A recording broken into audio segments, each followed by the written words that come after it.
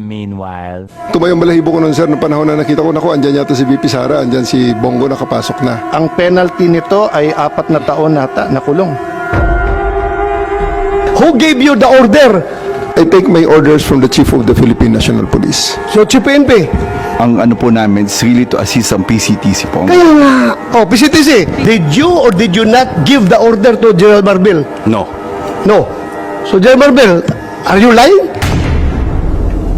General Torre, may violation ho ba sa arrest ni former President Duterte?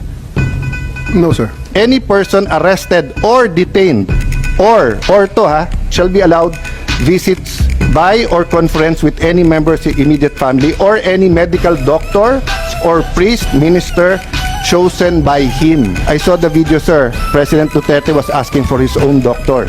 Sir, we have substantial doctor. Ang sabi kasi dito, his choice, hindi nyo choice. I saw the video wherein you're saying 2-star, ako na nagdedesisyon, I will not allow VP Sara in. Tama? Yes, sir. Hindi ba siya anak?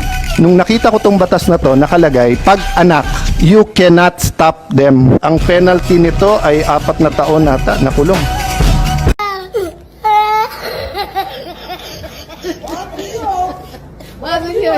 Oh my God,